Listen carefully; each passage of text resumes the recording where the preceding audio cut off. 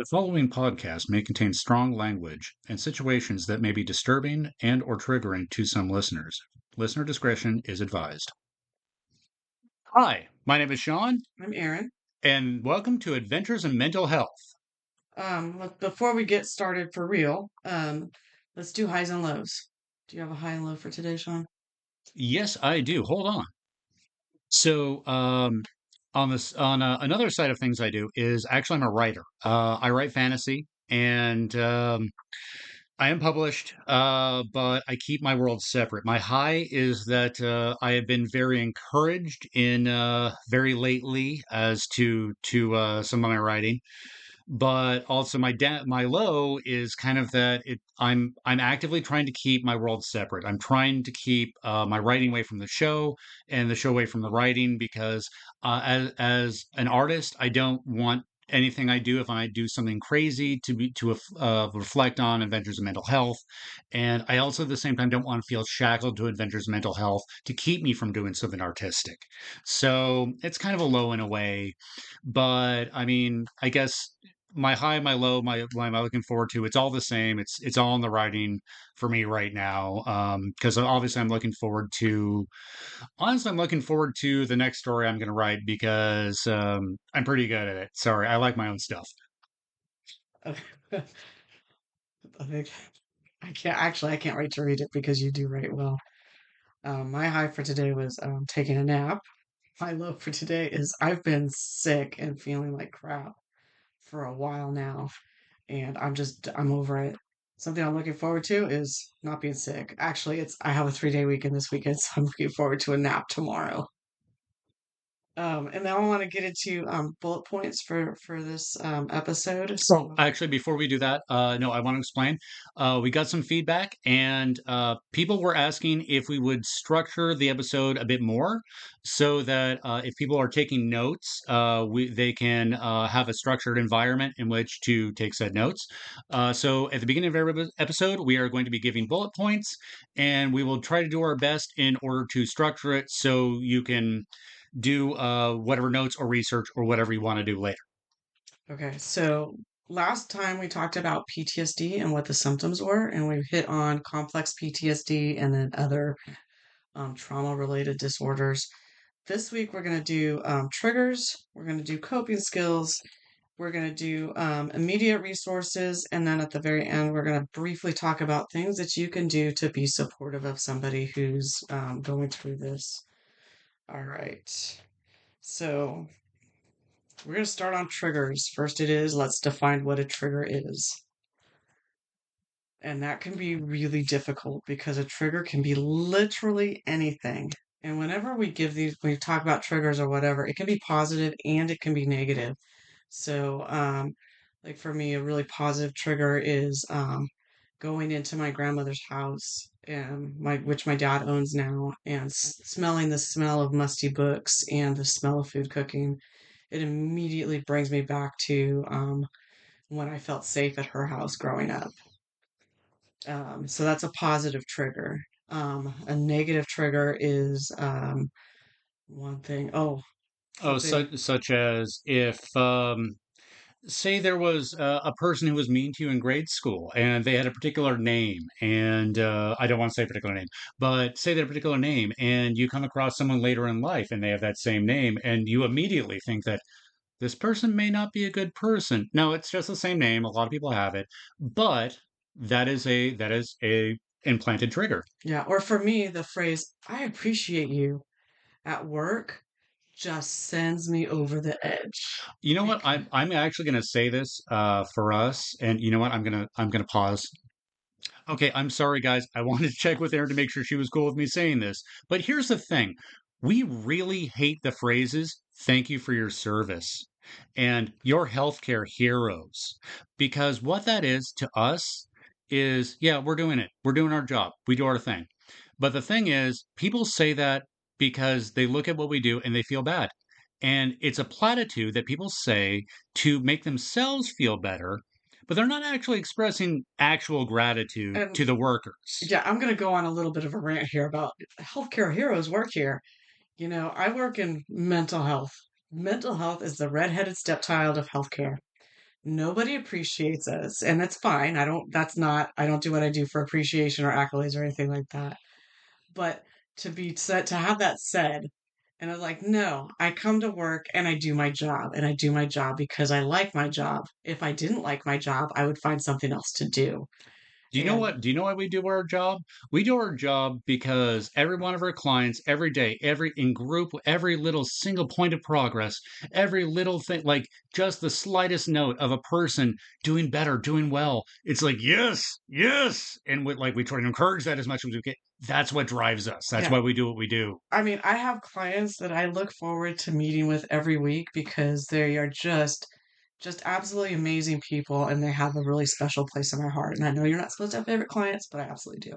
Oh, And everyone has favorite clients. Come and on. and I come to work and I mean they motivate me to come to work because every time I meet with them, I learn something more.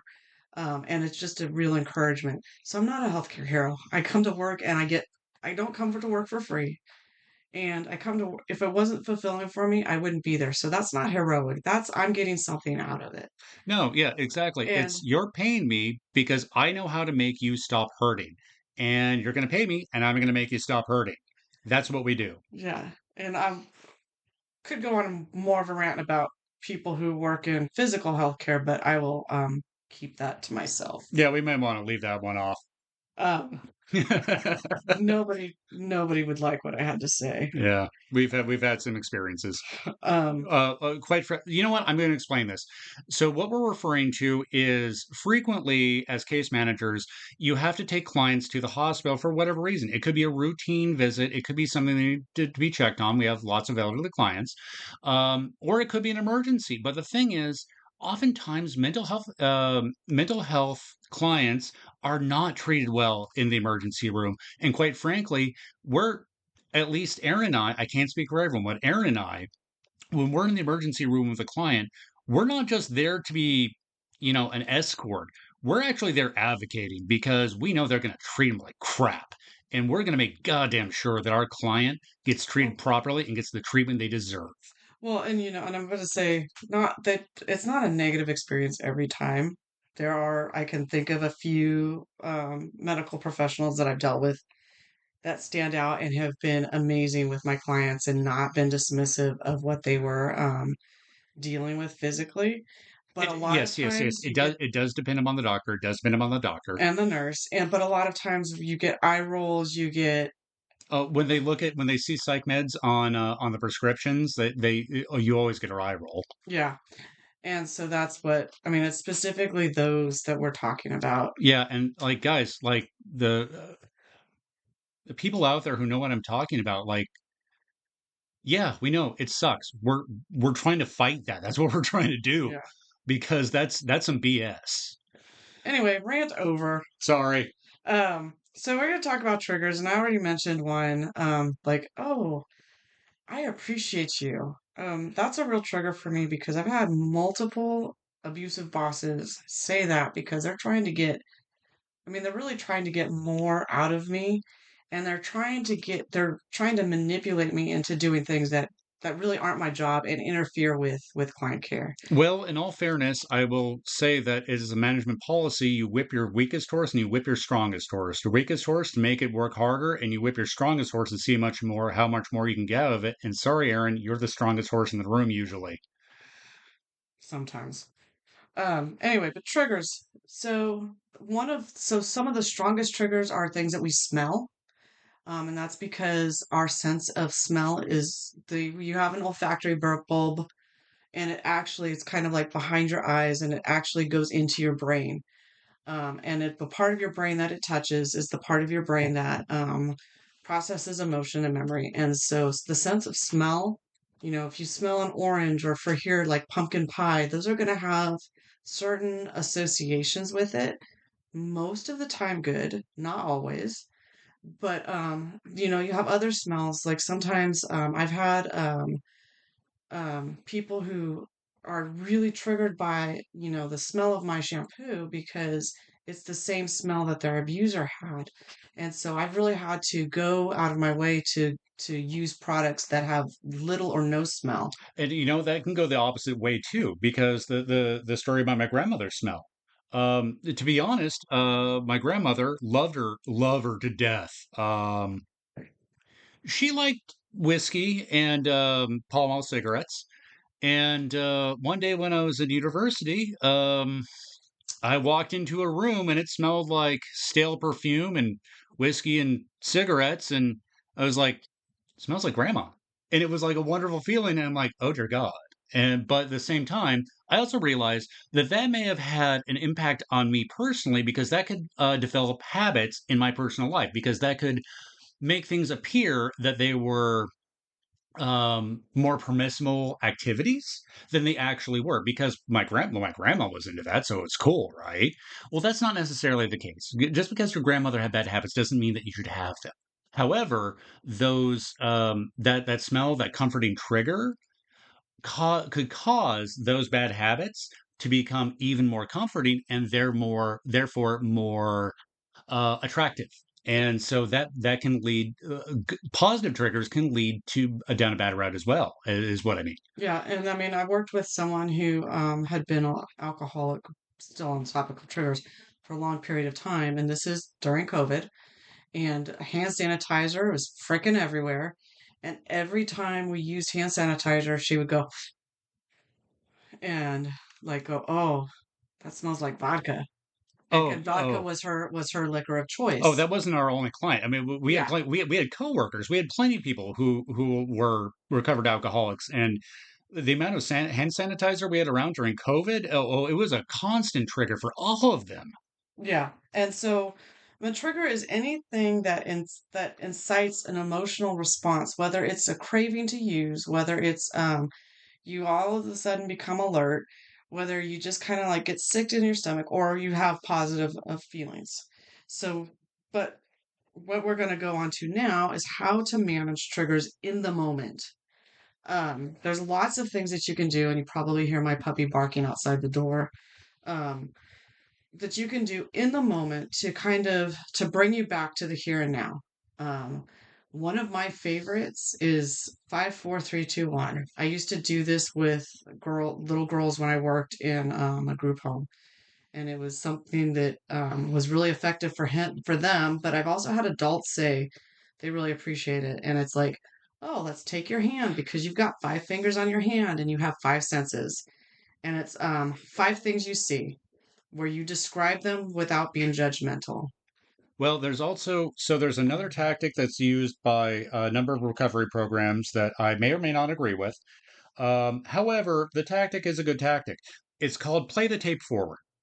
Play out the consequences of what you're about to do. What do you want to do right now? Your friend said something nasty to you and you want to kill him right now.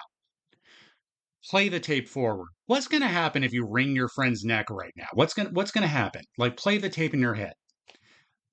That is a great way to pause yourself and go, okay, this may be a bad idea.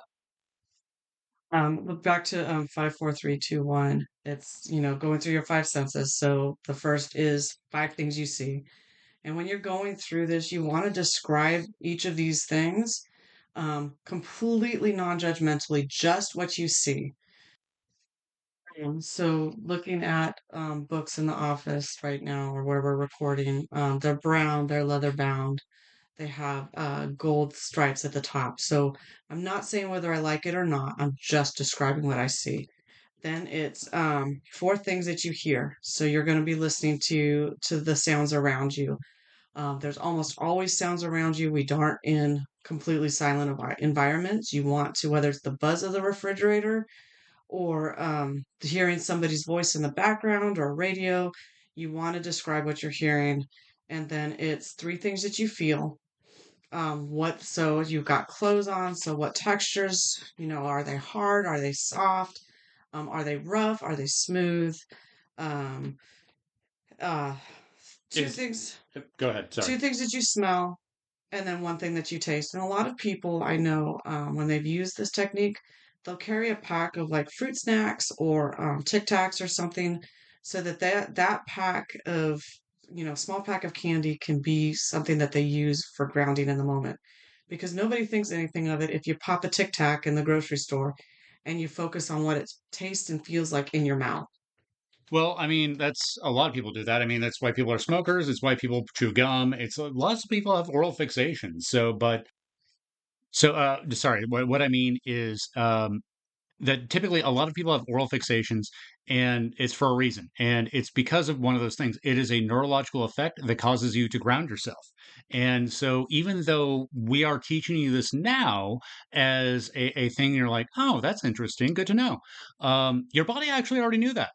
Everyone's body already knew that. And that is why sometimes you kind of just maybe want a popsicle or for smokers a cigarette or something like that because it is a comforting grounding effect because quite frankly the mouth and lips are a highly sensitive area that can release dopamine, so the body does know this. Sorry, continuing on. Yeah. Something else that you can do in the moment is deep breathing or box breathing, where you inhale for a count of four, you hold for a count of four, you exhale for a count of four, and then you repeat the cycle. Um, we I'm call that we call it square breathing. Yeah, I'm not a fan of it. To me, I am. yeah. And the reason I'm throwing a lot of different coping skills are because some things work for some people and other things work for other people. No, that's an actually absolutely good point. Is the coping skills that Aaron uses are different than ones I use.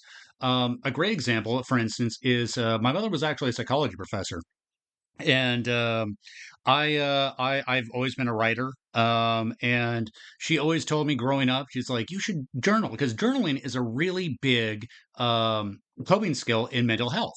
And she's like, you should journal, you should journal, you should journal. And the thing is, I hate journaling. I love writing. I love writing fiction. Um, I love psychology. I hate writing about myself. I hate journaling. So it's while it like seems like the natural coping skill I should have, it's not something I like, and that's okay. I found other coping skills that work, and that is kind of what you have to do. You have to find different coping skills, find the ones that work, and use those. Yeah, If they don't work, don't worry about it. you jump to the longer term coping skill right there. Sorry, go. Sorry, sorry, sorry, sorry, sorry. Anyway, so deep breathing or breathing exercises, there's a ton of different ones. You can look it up on YouTube, you can look it up online. I'm not a fan of them, but they work for a lot of people, so that's why we're talking about it. Something else, one of the other things I like besides grounding is like paying, it's another form of grounding, is paying attention to the sensations in your body. Like doing a head to toe check because it's something that you can do in the moment, whether you're at the grocery store, at work, whatever, and it kind of brings you back to the here and now. And it kind of, one of the things that happens with PTSD is we tend to separate from our bodies, especially if we've had a history of physical abuse. This brings you back into your body, and it teaches you to pay attention to the sensations of your body, which is really important for your overall health, for your mental health, for managing, stress. And you kind of like pay, you could do kind of a quick body scan, and you go through your head, you start at the top of your head, and you kind of tense the muscles a little bit, and it shows you where you're feeling tension. I know that I'm a jaw clencher, and doing this exercise I clench my jaw a lot less, and my jaw doesn't pop as much as it used to.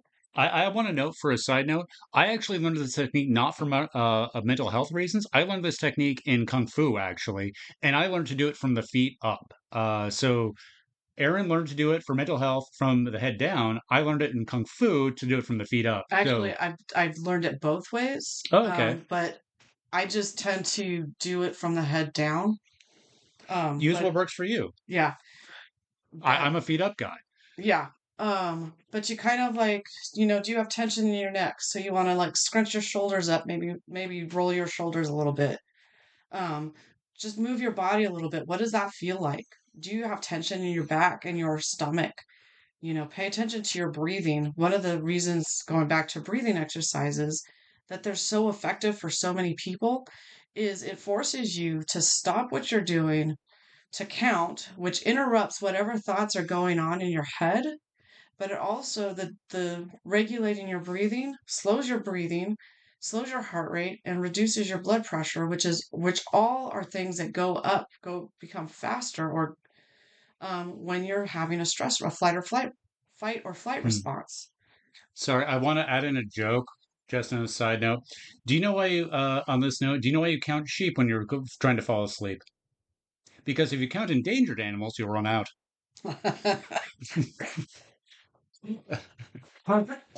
Sorry Right. about that. It's okay. Um, so those are some coping skills to do in the moment. There's a lot more, but those are some of the ones that I talk about the most because those are the ones I get the most feedback on about being effective. Some longer term things. We can't talk about any kind of coping skill without talking about having a healthy diet. If you're eating a whole bunch of junk food, it's not good for you. Your body's not going to work as effectively, and you're going to have an increase of stress. Diet has a significant effect on mental health, and people do not understand that. People think of the physical ramifications. They think of diabetes. They think of getting fat. They think of the possibilities of what happens when you eat too many cheeseburgers. But they don't realize that our diets, and I'm not talking about GMOs, I'm not talking about chemicals, I'm talking about the general diets ourselves can affect how we think. For instance, B12. B12 is a critical vitamin for neurotransmission. If you're not getting enough of that in your diet, that will have significant effects on your central nervous system. Yep. Uh, Basic vitamins like that. B, So watching your diet, I'm sorry, go ahead. yeah, B12, vitamin D, magnesium, those are all really, really important nutrients for your mental health. I should probably also note Aaron has a degree in nutrition. And I have an AA. Anyway, um, but and I'm not advocating any particular type of diet. That's not my place. I don't know you personally, but just having a good, healthy diet where you're eating, whole foods from, whole vegetables, whole fruits, whole dairy, eggs. If it looks like food from 100 years ago, that's what you should be eating. Quite Um, frankly, it's become trendy and I think for a reason. I think people are actually finding that it works for them. yeah. Um, Obviously, limit alcohol. The NIH, which I don't, take it or leave it, says that you should only have 2 drinks a week. Um, So, okay, I want to add in, let's be honest, guys. So the NIH recommendation is 2 drinks a week. How many people are actually having 2 drinks a week? Let's be honest. There are some people who are having absolutely zero. There are some people who are having 2 drinks a week, but there's a lot of people who are having more than that. And quite frankly, be honest about it. Be honest with yourself. And I think a lot of problems could be solved, and we'll get into this later on. Uh, but be honest with actually how much you're drinking. But where is it actually occurring? And look at that level and pattern. Sorry, I'm getting off a tangent. yeah. Okay, so we talked about diet and how diet affects your mental health. The other like long-term strategy is exercise. Exercise is a way for you to work out your anxiety. I'm not going to tell you what kind of exercise. Um, I'm a huge fan of walking, so I walk about 4 miles a day. I also, but yoga, Pilates, those are all things that you can do to, for as coping skills. Personally, I'm a huge fan of yoga, Tai Chi, and martial arts. If you're not physically capable, if you are disabled in some way, Tai Chi and yoga have forms that you can do with your capacities. Kung Fu may not be the thing, but Tai Chi and yoga are what I suggest. Sorry, Yeah. Having pets, Sean may not agree with this one, but mostly because he has to live with mine. I like Um, pets. What? I, I take care of yours when you're out of town. What? I no, but I mean, the puppy's being super annoying right now. Little Matilda has decided that she doesn't want to be separated. Yeah, it makes it a little hard to record, so we're trying. Yeah. Um, but I've always had dogs. Almost always had dogs. So The vast majority of my life, I've had dogs. I can't imagine life without having a dog in my life. but most of my life also, I mean, there's Yeah. always something. I mean, if I don't have a pet, end up finding wild animals to take care of. Seriously, you've seen it. Yeah. Um, fish tanks. One of the benefits of having a fish tank is not only is it relaxing to watch the fish swim around, but you have the benefit of the water sounds from the filter. There's a reason why it's in every dentist office. To be honest, there's a reason. It's a Yeah. psychological factor. Gardening, being out, getting your hands in dirt. There's some studies, and I read a lot of studies, and then I can't remember where I saw them. But there was a study that I read years ago about how the bacteria in the dirt interacts with your body beneficially. Well, there's also the sense of productivity because there's a yield and positive results for effort. Well, most people get a yield. My garden just sits there and I water it. It's a resource sink. But I still enjoy, but the point is, I still enjoy Well, getting out there. in all fairness, that somebody gets a benefit out of your garden. It's mostly your chickens, Fair. I also have chickens, and they are like fish, but outside. They go, they make really cool little noises, and they eat all your plants. and they eat my yard. But they also poop breakfast out the. Well, in all fairness, we just came out of like an egg shortage, so it's kind of like, hey, at the time that was really handy because everyone's like, hey, you got eggs? Like we were drug dealers. Like, hey man, I know you got chickens. Do you got eggs? Yeah, Like, sir, people are hitting us up like it's the black market. yeah, and you know what? And there is some benefit of the chickens. I've got there's one particular breed I really like because they tend to be super friendly and like to cuddle. I had one, Annie was her name, and she liked to watch TV with my husband. I kid you not, I came in one, that chicken was sitting on his lap watching TV, and ever since after that night, she was all about getting in the house because we have central heat and air. She liked central heat and air and television. It was a chicken that night. It's a chicken that liked Netflix. It was a chicken of good taste. What can I say? Yeah. I liked Annie. So I mean, those are like having animals, gardening, being out in nature. Those are all long-term coping skills that we can do to help us manage our mental health in general. It doesn't matter what mental health issue you have. Something else is not my coping skill, but daily meditation. Daily meditation has been shown to improve your mental health, reduce symptoms of PTSD and stress. Basic PTSD is just you living in fight or flight all the time. Well, and maybe this is an idea for later. I'd like to do an episode on meditation, maybe even dedicated. But most people think meditation is, sitting on a mountaintop in the lotus position, like with a guru. No, really, all meditation requires is lie down in your bed and try to clear your mind. And if you can't clear your mind, I have a writer's exercise that I use. For writing, it's to clear your mind so you can focus on what you're working on. But it also works for meditation. What you do is you take just a scrap piece of paper and a pen or pencil, and you just start writing down anything that's in your brain. Anything. It doesn't matter if it's a sketch, doodles, whatever. If a fight you had with your sister or something your boss said, I don't care.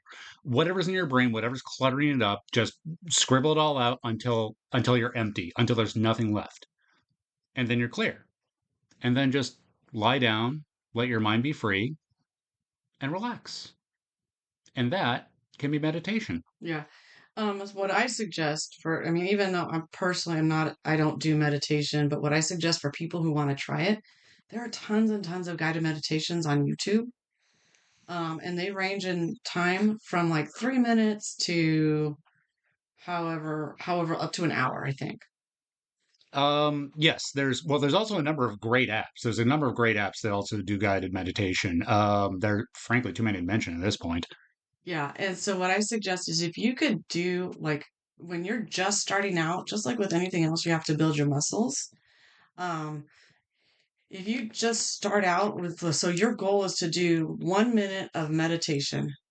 You do that 1 minute and eventually you can do 2 minutes and you build on that over time.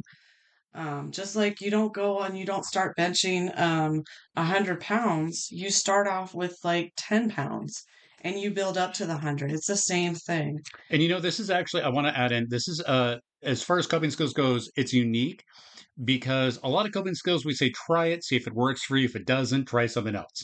Meditation does take practice. So I say I'm trying to make it sound easy. Just step off, relax, lie in bed, let yourself free up. Um, but it does take practice, and if you don't get it at first, don't give up. Keep trying. It does take a little bit of practice. It does take a little bit of discipline, but I promise you it is worth it. Literally, the way I go to sleep every night is pretty much by meditating my until I lose consciousness. It's not a bad way to fall asleep, I assure you. Yeah. Um, and I mean, it's not just all coping skills, all of these things take practice. When you're learning a new skill, you don't do it expertly at the beginning. Whether it's playing piano, whether it's a child learning to walk, everything takes practice, everything takes time. And the best time to practice coping skills is when you don't actually need them. Well, yeah, because your mind's stable, you're not under stress, you can actually work on it, you can think about it logically. When you're under stress, that's when you need, frankly, you need the muscle memory. Mhm. That's why you practice when you're not under stress. Is because so you work up the muscle memory so that when you are under stress, you can pull it out and be like, okay, I need this right now. Yeah. And so, I mean, that's all I'm really going to talk about today for coping skills. I'm just going to list a bunch of resources. All of these resources are super easy to find with a Google search. We're in the US, and so they're they're based here, but I'm pretty sure that no matter where you are if you look for these things up, you'll be able to find the websites. NAMI, that's the National Addiction and Mental Health Institute. They have resources for literally everything. And PTSD is just one of many things that they deal with. One of the benefits with NAMI is they can connect you to local resources, therapists, support groups, all of that. So highly, highly recommend NAMI. Therapistaid, it's a website I use a lot to get worksheets and that kind of stuff to work with clients. Um, because it like their worksheets are simple so that they can be used by somebody who is in a place where they're really struggling and not able to think logically. But the skills that they're teaching, you can use them when you're better functioning. So it teaches it so in journalism, they say you write at a third grade level so that everyone can understand what you're saying. In this, it's kind of the worksheets and what the collateral that Therapistaid has is it's done in a very simplified manner. So people who are under stress, they're in crisis, they can understand it, or people who are at a lower functioning level can understand it. It makes it accessible for everyone. People who are not necessarily in full crisis and at a high functioning level, it might be simplified for them. Yes. However, the skills still remain the same. And while it might be a little, dumbed down for them, it's still the skills and it's still something that they didn't know before. Yeah. And I'm just going to add to Therapist Aid. All of these resources are free. So it doesn't cost a lot of money. Um, one of the big, Well, that free is not a lot of money. yeah, one of the biggest barriers to getting mental health help is the cost a lot of times. So anything that I recommend is going to be either cheap or free. That Um, that is what we're trying to do. yeah. So the other one is the National Center for PTSD. That's here. Again, it can connect you to local resources. Anxiety and Depression Association of America. One of the things that PTSD does is it causes depression and anxiety um, because you're living in a constant flight or fight. Um, let's see, PTSD Alliance, another organization called the Mighty, and the PTSD Foundation of America.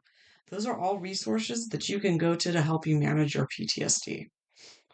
Now we're going to go on to support.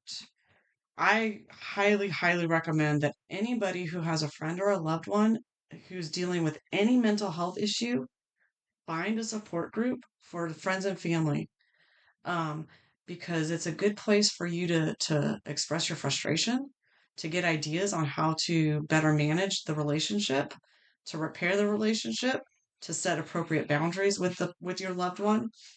Because all of those things are super, super important when you have a loved one dealing with any mental health issue. With PTSD specifically, actually, this advice goes across, and you're going to hear this a lot. Um, don't, just saying, oh, I know what you deal with, even if you have a very similar issue that you experienced, and you have PTSD from that issue. Let's just take two people who had a really terrible childhood, had a lot of childhood abuse. Your two situations are going to be very different. You're different people. You're going to experience it differently. To tell somebody, I know what you're dealing with, isn't accurate. Yes. For instance, Aaron and I have lived very different lives up until we met and started working together. But both lives quite dramatic. So, I mean, while we compare notes to what the effects are, what we experience at the time. We don't try to compare what we actually experienced. It's not a measuring contest of who suffered more. It's a matter of this is what we experienced. Experienced things that are detrimental individually to ourselves, but the individual experience is not comparable, even though it is horrible. And that is the way it is the same thing for any person. Um, Two soldiers on the same field of combat, experiencing the same battle can walk away with different trauma because they personally had different experiences in those moments. So it is a highly individual thing. And I'm sorry, that's what I Right. was trying to say. Yeah. And I mean, even though we compare notes, it's like, oh, well, this works for me or that works for me. But it's just, I don't know what it is that what he's experiencing because I'm not Sean. And with my clients, you don't know what I hear this all the time. Well, you don't know what it's like. No, I don't know what it's like. Please share that with me. I want to help me understand. And I do that a lot because, while I have my own set of traumas, it's totally different. And my experience is totally different to theirs. And there's no way I could possibly know what they're dealing with. All I know is that it's painful and that it's interfering with their ability to function. So, I mean, as somebody who's coming along to support their loved one through their journey of recovery, it's important to just not say, "I know how you feel." The other one thing not to say is, "Oh, it wasn't that bad." It doesn't matter. Or how about calm down? Oh, frickin' A. Talk about triggers. Um, When has the words calm down ever been effective for any human ever in the history of ever? I heard I heard somebody say that to somebody else when I was in a stressful situation and I wanted to jump out of my chair and throttle the person. And it wasn't even me that they were talking to. That is just like, no. But just acknowledge, learn how to participate in active listening. So what I hear you say is, um, help, what I'm understanding is, and then repeat back the last few things that the person said to you. The other thing is encourage them to talk about it. Don't be, without, and listen without judgment. It's super, super important. A lot of what I get paid to do is listen without being judgmental. And again, Listen. we talked about this. It's a reason people don't understand why therapists and mental health professionals can seem very standoffish, and it's because it's to produce a non-judgmental environment. It's as the Taylor Tomlinson says, she wished when she had broken up with her boyfriend, her therapist had hugged her and said, "Oh, honey, baby, the session is free." Her therapist said, "Okay, what do we want to do about that?" um, it's because it's not a judgmental environment. No, you're not getting that kind of support. But at the same time, when you say something horrible that's happened to you, or maybe you say something that you did that you're guilty about, and you're venting it, and you're trying to be cathartic, they're not going to judge you there either. So you can be free to be yourself, and quite frankly, if you're looking for the direct emotional support from the therapist, you're looking in the wrong direction. The therapist is not going to give you direct emotional support. That comes from other sources. That comes from your friends and your family. And going back to the, therapist hug, that's the job of your friends and your family. So if you have a loved one that's experiencing that, say, hey, would you like a hug? Um, and I would say, especially somebody who's had some kind of physical abuse, ask before you give physical affection. Yes, absolutely. Because people who have suffered physical trauma at the hands of abuser, very much can be very, let's call it twitchy, and can be very reactive, and it may not go your way if you Well, try to touch them unexpectedly. also, it can be triggering, and you're not intending to do that. But physical affection is super, super important for human beings. We need that. Um, there's research surrounding this. Children who don't receive physical affection as babies fail to thrive. So they either don't gain weight, they definitely don't, their brains don't develop appropriately, um, and sometimes they die. So we know we need the physical affection. We get a lot when in a healthy relationship, in healthy families, we get a lot when we're children. That tends to drop off as we get older. The need doesn't change though. We still need the physical affection. And so offer that.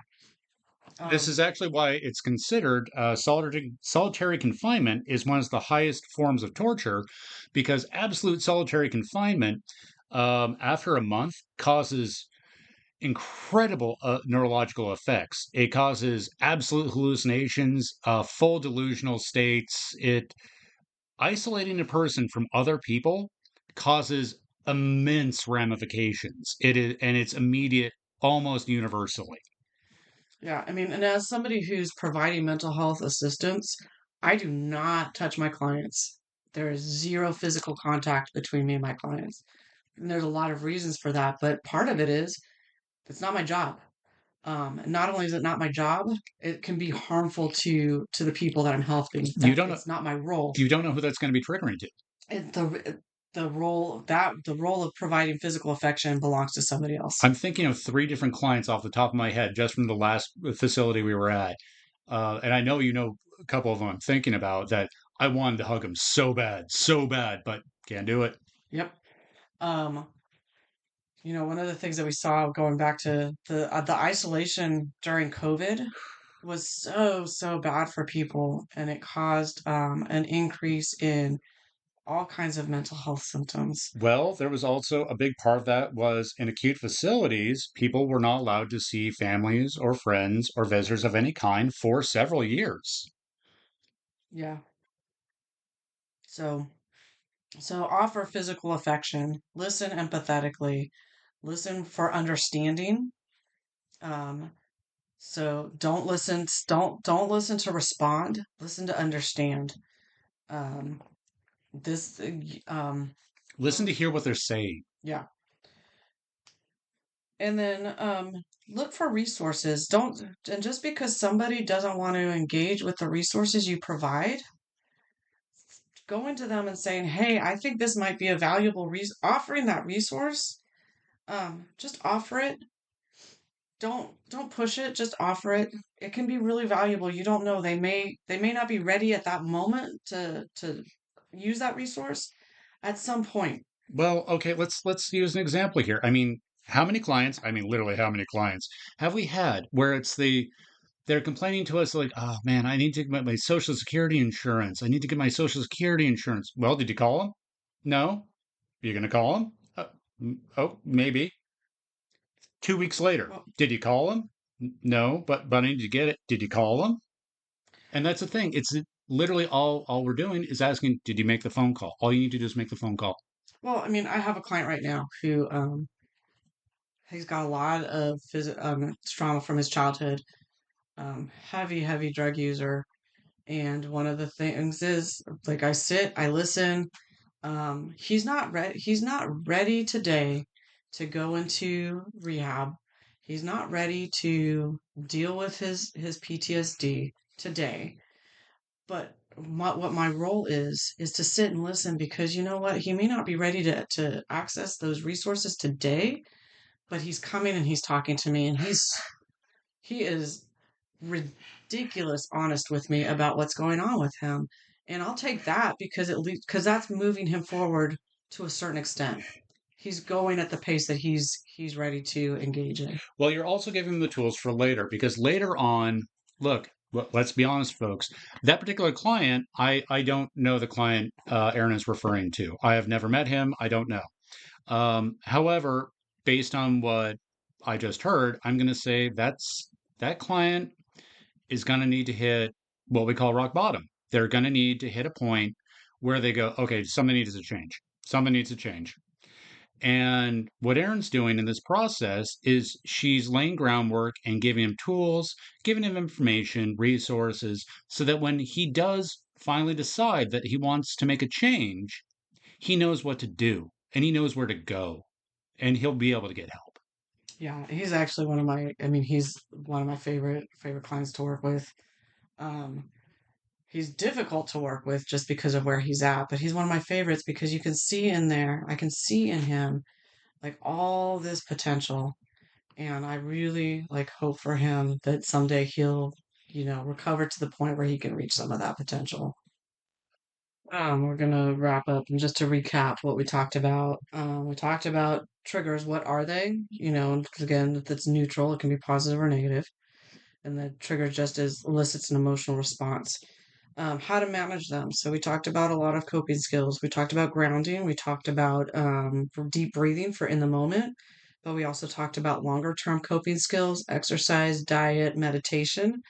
Then with immediate resources, I'm going to mention NAMI again, National Center for PTSD, um, PTSD Alliance. The rest of them are already in the episode. And what you can do to support. Listen empathetically. Don't compare. Don't say that you know what someone's feeling because there's no way anybody can know what somebody else is feeling. What we called the taste of chocolate, as I once read. Yeah. um, and just offer just general support, offer resources that you know of, um, and just be generally supportive of where they are in the moment. Meet people where they're at, which is a really difficult thing to do because you want people to be better and frankly easier to deal with. But we got to meet people where we're at. I want to be met where I'm at today. Um, Everybody wants that, and so that's something that we should be doing. And that's it. Okay, we're Thank gonna you. we're gonna say goodnight, guys. Do you want to say goodnight? Yeah, good night. Thank you for listening.